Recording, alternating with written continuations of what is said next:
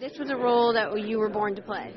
I think this is gonna be a lot of fun to play. We're shooting an episode now. That's a lot of fun. And then I just read the new episode last night. I worked till 6 o'clock this morning, and an hour outside of Atlanta. Yeah. Drove to the airport this morning at 6 in the morning and flew here. Wow. So you're a little tired.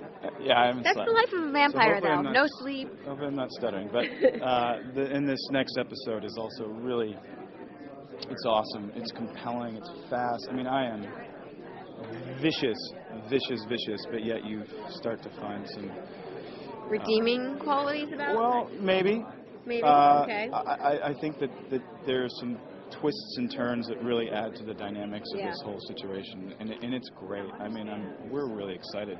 Is it fun to play such a bad guy? It is. You know why? Because bad guys have fun, and I think what's really the allure to these types of roles is that you don't take yourself so seriously. Mm-hmm. That is fun. A lot of people are saying that this has a very Twilight-esque theme to it, but it's very different. Explain how it's different. I would say in the realm of there's a certain edge to this show, and that by virtue of that edge, it adds a whole other layer of intensity. Mm-hmm. It's obviously shot much differently.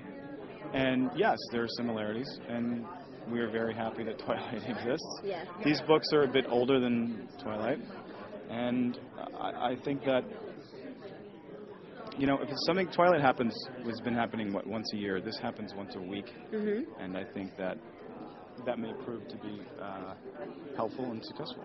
How did you get involved with the show? Well, I auditioned like any other, and it was a very grueling process because it was a relatively coveted role. I mean, it's a really interesting part. There's not a lot of interesting parts going around. There's a lot of parts, not a lot of interesting ones. So it took a lot to get this part, and I got it, and we shot it in Vancouver, and it went well, the pilot, and now we're a series, and now you're interviewing me. How do you think that the fans of Twilight are going to take to this show? Do you think it's going to be the same fan base, or are they going to feel like they're cheating on Edward if they watch this show? I hope not. No, cheating, yeah. No, I hope not. I definitely don't want to start a rivalry. I don't think they've got Team Jacob and Team Edward. What if it's like Team Stefan and Team Edward now? I don't know. I think I'd be like on the bottom of the list there with they do like no. Look. I mean, it's a very similar premise, I suppose. It's different, but it's so hopefully they'll embrace it and see it as something that they can turn to in between. Yeah. You know what I mean? And it's almost like we can go. I got to be honest. I'm not very familiar with Twilight, so I don't. I'm not. Gotcha. I mean, I am because it's all Which over might be the better place. though for you. Well, I specifically went out of my way to not watch Twilight prior to shooting this because I knew there was a similarity, and I knew that even subconsciously I didn't want to have that in my head. Mm-hmm.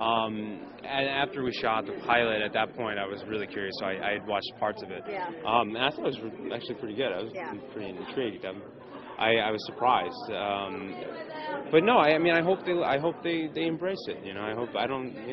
Well, I like what Ian said. He said that like Twilight comes out once a year, and this you get to watch every week, so it kind of fulfills the void. That's right. I mean, whatever void they're sort of when they're lacking Edward, they can turn on the CW. And the show, it's witty, it's dark, there's blood, there's gore, but there's light moments too. It's just got a lot of different aspects of everything that people like, and I think it's going to appeal to a lot of people. And it's got a sexy love triangle. Oh yeah, yeah. That's definitely the good part. I mean, look at what I get to work with. It's not too bad. No, it's really, really, really not. I think I told him, I think he was born to play this, like, demonic role. He's perfect for it. He really is. He is perfect for it. And the more you watch as the episodes progress, Ian Somerhalder is just ideal as Damon, and he's funny, but mysterious and scary. Like, it's really... I was watching the episode knowing what was going to happen, but he still gave me chills. He's that good. Were you a fan of the books from the 90s?